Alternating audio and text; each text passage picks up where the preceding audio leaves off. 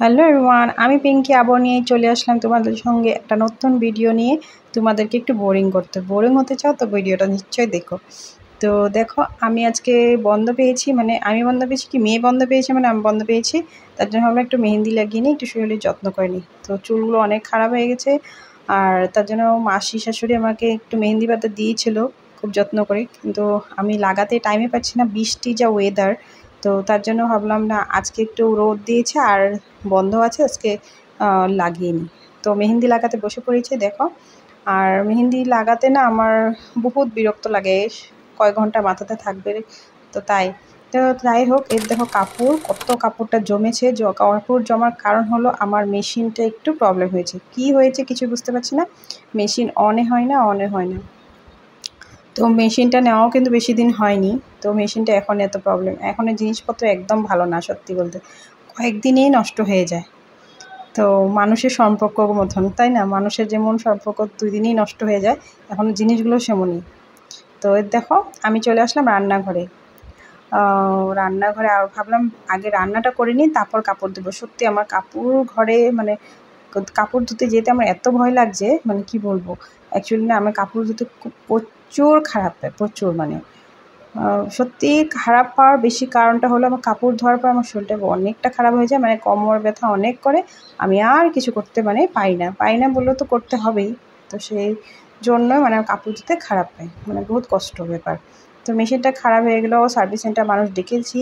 তো আজকে আসবে, কি করে না করে জানি না, কি হবে, কত টাকা খরচ জানি হবে। তারপর সার্ভিস সেন্টার মানুষ আসলো।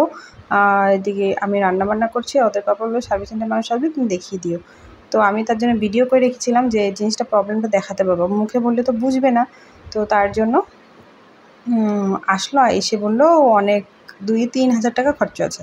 তো যাই হোক, সেটাও করতে হবে, যতই যাই হোক, এটা না হলে হবে না। আমার মানে উদ্ধার নেওয়ার সবের, ঘরের সব কাপড় তো আমারই একাই ধুতে হবে। তো তার জন্য আর কি করবো, উপায় নেই, ভাবলাম ঠিক করব। তো যাই হোক, এর দেখো আমি পটলের পুর ভরে আজকে বানাবো। 5-6টা পটল আছে, কিন্তু পটলের বড় বড়, তাই ভাবলাম একটু পটলটা একটু আলাদাভাবে বানাই। তো আমি একটা পুর বানিয়ে নিয়েছি, পুরটার ভিতরে পটলটা পটল ঢুকিয়ে তারপর আমি এটাকে বানাবো। তো রেসিপিটার মধ্যে আলু দেওয়া ছিল না, আমি একটু আলু দিয়েছি।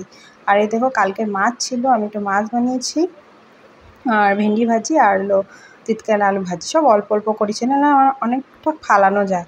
তো এই দেখো, আমার তরকারির জন্য সুন্দর রেডি হয়ে গেছে, আর আমি একটু জল দিয়ে দিলাম।